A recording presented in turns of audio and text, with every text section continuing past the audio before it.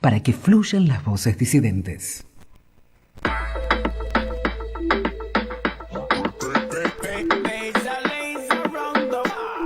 Y empecemos con este bloque en una entrevista muy hot, es más, el invitado se está sacando en estos momentos el suéter. No, ¿qué tal? ¿Cómo estás? Estamos con Martín Boy. Como vos decías, él se dedica al campo de las ciencias sociales, es doctor de la Universidad de Buenos Aires en esa temática, magíster también en políticas sociales y lo vimos, en verdad lo conocíamos de hace bastante, no él personalmente, sino su trabajo, ya le vamos a preguntar.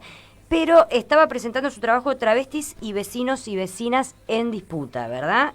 La bajada es la oferta de sexo callejera como conflicto urbano. Bueno, buenas tardes, Martín, ¿cómo estás? Hola, muy buenas tardes, muy bien. Muchas gracias por venir. A ustedes por la invitación. Bueno, ¿cómo surgió este trabajo? ¿Lo terminaste hace poco? ¿Cómo lo viniste trabajando específicamente? En realidad es una investigación que está en curso, que le quiero dar más vueltas. Estoy en el medio del proceso. A mí siempre me interesó, yo me dedico a los estudios urbanos, soy sociólogo, pero me dedico a la sociología urbana y me interesaba problematizar cómo el género y la sexualidad producen ciudad.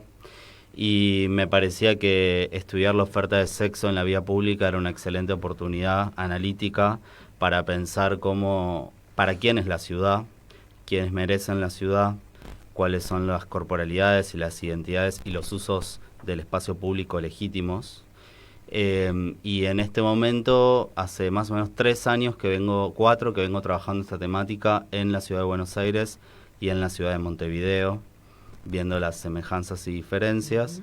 Y lo que me interesa es cómo los diferentes actores que están directa o indirectamente relacionados, por ejemplo, las travestis, las trans en Uruguay, funcionarios y funcionarias públicas, autoridades religiosas, legisladores y legisladoras de la ciudad y vecinos y vecinas por sobre todo, alrededor de la oferta de sexo construyen una opinión, una argumentación que la ponen en juego en escenarios públicos, y en esas argumentaciones a mí me interesa analizar cómo aparecen diferentes proyectos de ciudad. Eso te iba a preguntar, ¿qué nos dice de una ciudad esta tensión, esta estructura de la oferta de sexo?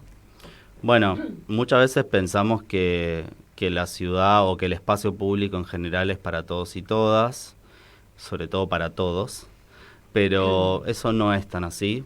A mí lo que me interesó analizar en el conflicto, donde hoy paradójicamente se encuentra mi empleador, que es el CONICET, Ajá. en la calle Godoy Cruz, me interesa pensar las cosas que decían los vecinos y vecinas en la década de los 90 sobre las travestis que ofertaban sexo en esas calles. Hiciste acordar de eso con este trabajo. Claro. ¿Verdad? De todo ese momento de tensión donde aparte se estaba discutiendo el código de convivencia urbana, claro. donde estábamos replanteándonos qué ciudad queríamos. Era la primera vez que se hablaba, además de los temas de oferta sexual, de la comunidad trans, de todo. Yo me acuerdo del tema, además porque fue justo o casualidad previo a que explote un desarrollo inmobiliario en esa zona, ahí en Godoy Cruz, que estaba involucrado también las bodegas Giol, que por supuesto. Estaba exactamente. Y además que había, el mito urbano decía que en realidad esa zona se la había liberado la policía a las compañeras travestis trans, porque había una que había sido testigo del choque en el que perdió la vida Adrián Guío. Adrián Guío, ¿te acordás? Era un actor de los 80 que murió atropellado por un patrullero, en un choque involucrado un patrullero. El mito dice que la única testiga que había de la responsabilidad del patrullero era una chica trans con quien negociaron su silencio a partir de liberarle la zona de Godoy Cruz. De todas maneras, en esa época, Godoy Cruz, digamos, era una zona, entre comillas, toda oscura en una gran parte también. Y porque era al lado de la vía, claro. Ajá.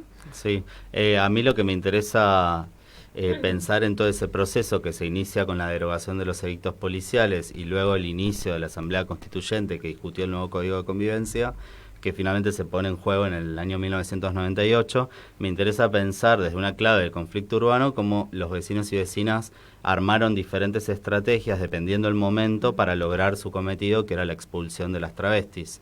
En ese momento no se hablaba de comunidad trans, se hablaba de Exacto. los travestis. De los trabas. Exacto. Pero bueno, son cosas que después uno va viendo cómo se van modificando los conceptos, cómo van apareciendo otros nombres para llamar.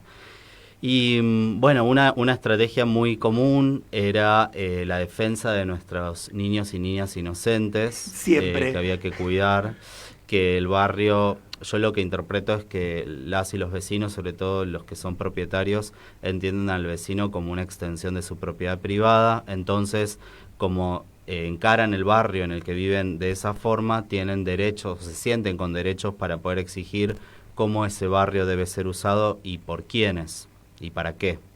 Entonces, lo que me interesaba ver era cómo, por ejemplo, en un primer momento, los vecinos piden mano dura. Cuando aparece el nuevo Código de Convivencia, piden mano dura.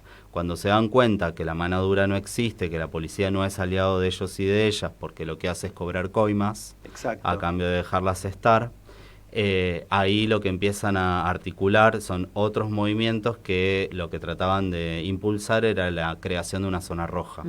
Entonces, en el año 2005, en la ciudad de Buenos Aires, que creo que es el único territorio del país que tiene algo así, tiene una normativa donde regula dónde se puede ofertar sexo en la vía pública, que es a más de 200 metros de una casa, de una vivienda, un centro educativo y un centro religioso.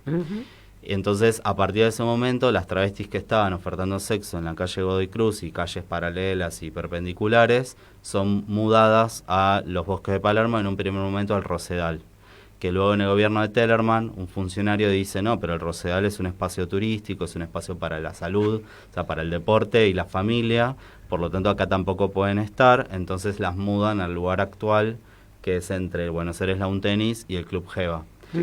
Que las recibieron con los brazos abiertos. No, después los clubes reaccionaron porque dijeron acá tampoco, y un fallo de un juez lo que dijo fue que los clubes deportivos no estaban incluidos en la normativa creada en el 2005, por lo tanto no podían argumentar nada como para expulsarlas.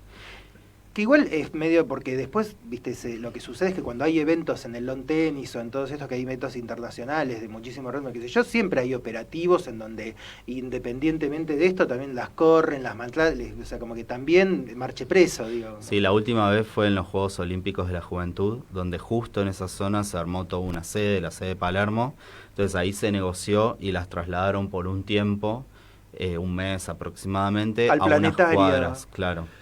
Una de las cosas que te quería preguntar era si, porque la impresión que tengo así, sin haber estudiado, es que esa discusión del código urbano y todo el conflicto con los vecinos también fue como un gran momento de visibilidad y de activismo, ¿no? Donde a pesar del conflicto, de que las querían echar, ahora decimos el movimiento trans, pero vos bien decías que ni siquiera les ponían bien el artículo o el tratamiento, pudo empezar a organizarse. No era la primera vez, pero cobró visibilidad. ¿Esto fue así o...?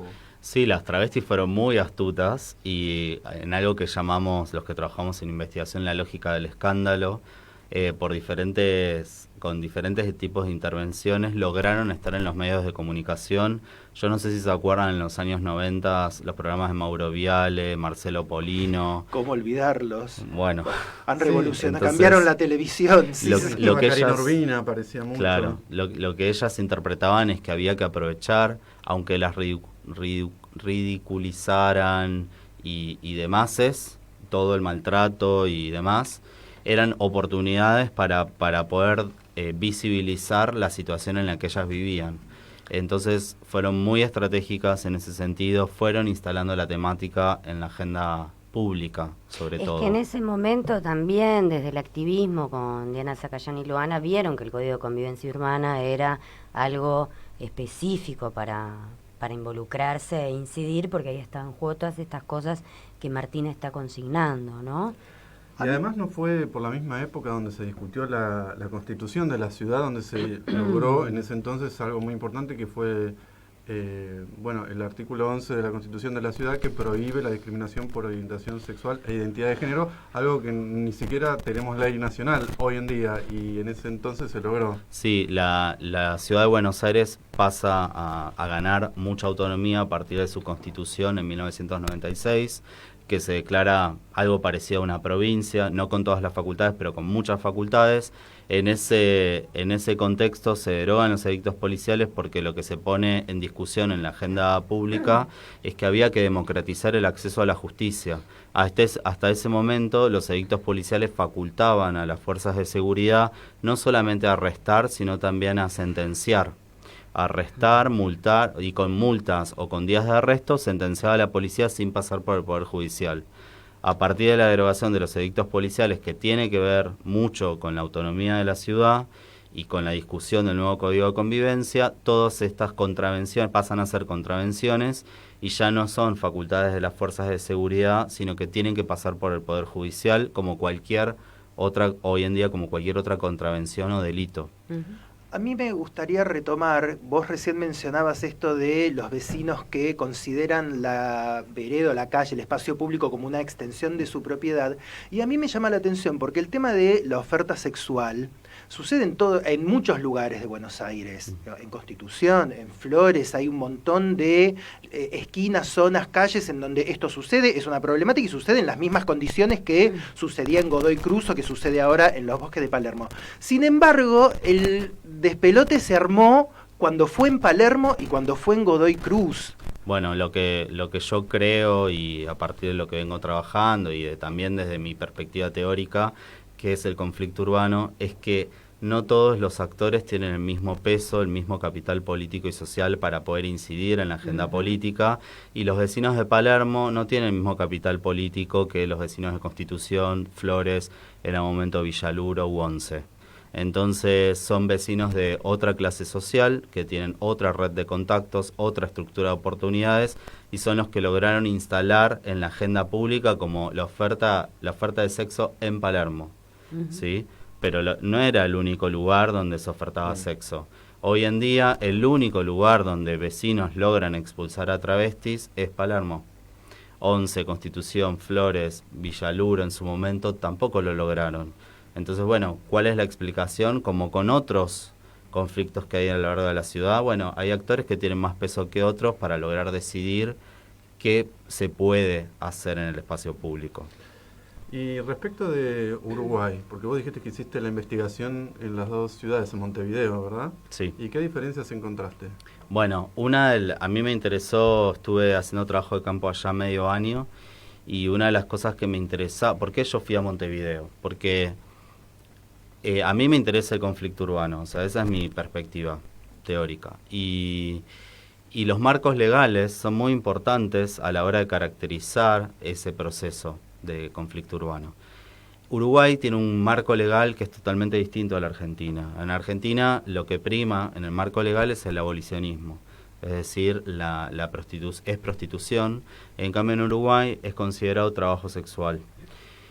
Más allá de que si uno está de acuerdo o no está de acuerdo, depende del posicionamiento que uno tome, a la hora de pensar la oferta de sexo desde una perspectiva del conflicto urbano, el reglamentarismo de Uruguay baja el conflicto. O sea, lo que sucede en la ciudad de Montevideo, como en el resto de Uruguay, es que las fuerzas de seguridad no pueden intervenir, porque como no es un delito, no hay motivo para intervenir.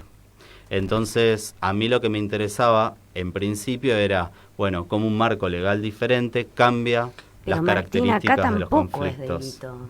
Perdón. Bueno, pero no es delito. no, es verdad, es contravención. Acá a las travestis y trans las encarcelan en general, como vos sabés, por la violación a la ley de estupefacientes, sí, porque les arman causas de otra cuestión, porque les arman causas con los taxistas y los hoteleros. Ninguna va presa por ofrecer sus servicios sexuales o demás, digamos. Es otro el entramado el apañamiento del sistema prostituyente. Sí, estoy de acuerdo. Lo que sí es una contravención. Y habilita a la policía a empezar a cobrar coimas a cambio de no elaborar una contravención. Sí, es el sistema prostibulario donde digamos, porque si no es como el país de Alicia en el País de las Maravillas, pensando que no, el reglamentarismo, o el trabajo sexual va a ser todo brillante y no va a haber coimas, digamos, el sistema en sí es interesante lo que vos decís del tema del marco.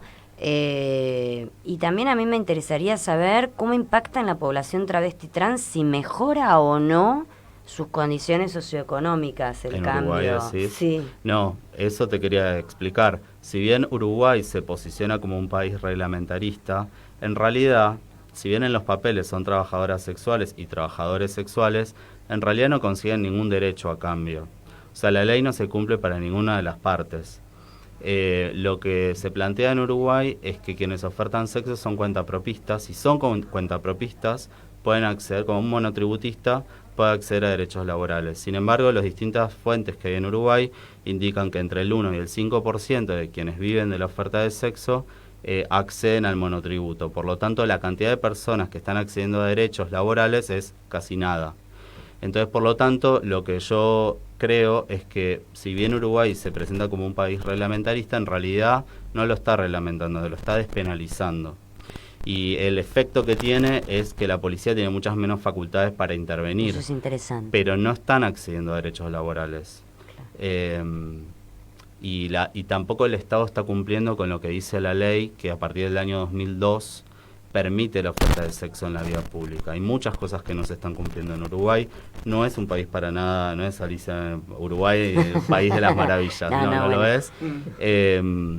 Porque, no, porque, ¿Cómo bueno, que no? Yo me quería ir a vivir a Uruguay. A mí me encanta Sí, bajarse todo. me- Es una táctica que uso cuando gusto de alguien y no gusta de mí, que es bajarle el precio. Entonces yo voy a hacer Claro. eso con Uruguay, ahora que no le voy a bajar el precio a Uruguay también. Claro. Bueno, y a ver, yo quería comentar, estamos en la Semana de la Ciencia y de la Técnica, ¿verdad? Ujú. Y Martín, vos sos profesor también en la Universidad Nacional de General... De José C. de Paz. José José C. C. Paz, Paz. perdón, de General Paz, por No. Dios, bueno.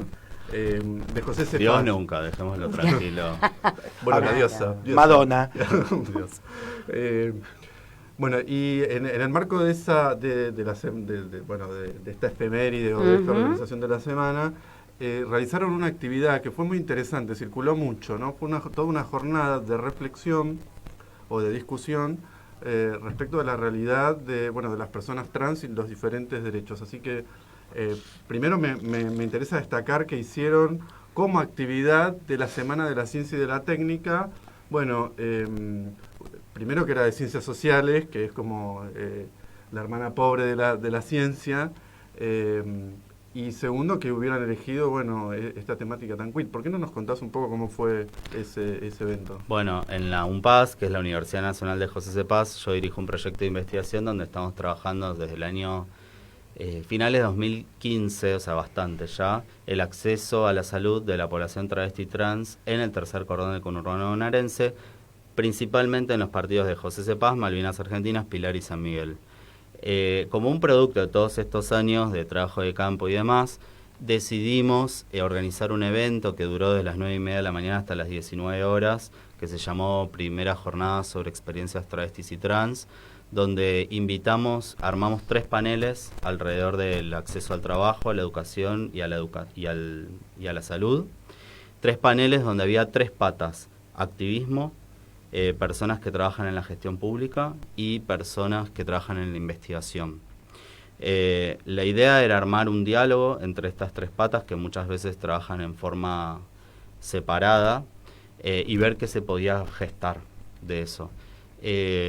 En primer lugar, el resultado fue muy bueno, la convocatoria fue muy buena. Otra idea importante era que el conurbano se pensara al conurbano. ¿Sí? Basta de la cuestión porteñocéntrica de pensar al conurbano, sino que la idea fue invitar por ejemplo, a todas travestis y trans que son del territorio, a gente de la gestión pública que son del territorio, y en investigación, ahí estábamos más débiles porque son universidades nuevas donde todavía no hay una gran cantidad de investigadores e investigadoras. ¿Y volaron sillas entre No. académicos y activistas? No, por para ejemplo? nada, y además, ¿sabes qué? Algo que yo me di cuenta después de armar el programa y que ya estaba funcionando todo, que hay novedades, que hoy en día las trans están trabajando en la gestión pública, que las trans están trabajando en la investigación, son excepciones, pero ya sucede, y que dentro del activismo hay, digamos, diversidad también. De hecho, invitamos a una investigadora colombiana que es trans y que fue a presentar su libro allá, Andrea García Becerra, que por ahí la podrían invitar, muy interesante lo que tiene para mostrar.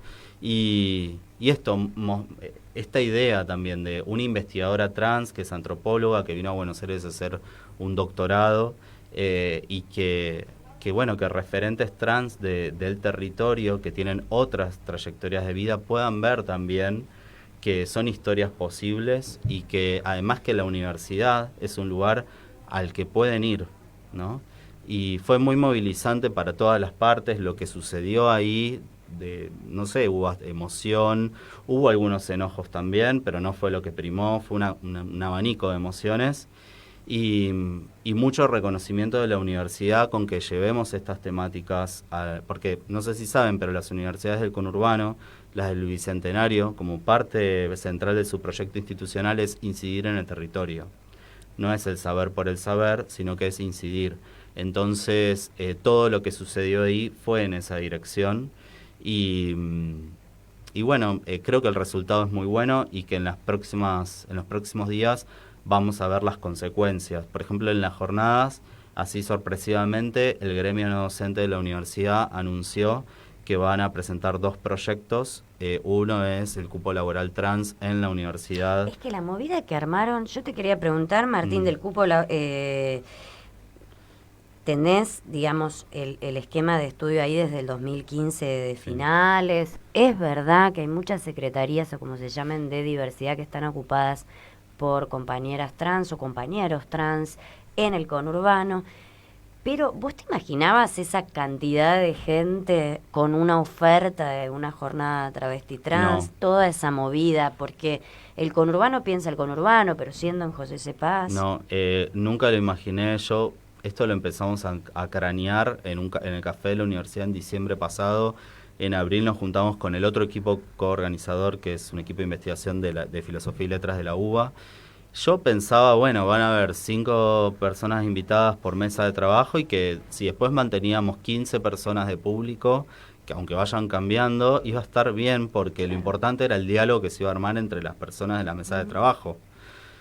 Pero el salón estuvo lleno desde el inicio hasta el final, cambiando el público todo el tiempo, porque una jornada fue muy larga. El salón auditorio de la universidad tiene lugar para 200 personas. Me enteré que vino gente de Mar del Plata solo para la jornada. Vinieron organizaciones de la sociedad civil. Se fueron hasta José C. Paz 3 personas que trabajan en el ex Ministerio de Salud. O sea, eso no es común. No es para nada común que gente que trabaja acá en el microcentro porteño decida viajar 2 horas para asistir a una jornada durante todo el día. Me pareció muy llamativo, estamos muy sorprendidos y sorprendidas con lo que pasó ahí y además el otro proyecto que presenta el gremio no docente es que todos los baños de la universidad sean degenerizados. Te íbamos a preguntar, Martín, porque nosotros tenemos compañeras arquitectas. Que lo conoce, perdón, y le mandó un saludo porque... Sí, Leo Giaimo. Ah, de Mar del Plata. Exactamente. Compañero nuestro. Compañero nuestro, sí. Estamos hablando con Martín Boy, es investigador, sociólogo y demás. ¿Boy es tu apellido real o es tu apellido real. artístico? No, es mi apellido real. Muy bien. Sí, Me encanta. Lo trajo mi abuelo. Me encanta. Te agradecemos muchísimo. La verdad que queríamos profundizar también en esto de los cuerpos, los territorios, la cuestión urbana que explicaba Ricky, que contextualizaba Ricky. Muchísimas gracias por estar. A ustedes. Y nos vamos escuchando el tema que eligió Martín, que yo quiero que le presten particular atención porque además, si lo hubiera elegido yo me hubieran dicho cosas. Así que ahora lo vamos a escuchar y lo van a escuchar todos calladitos.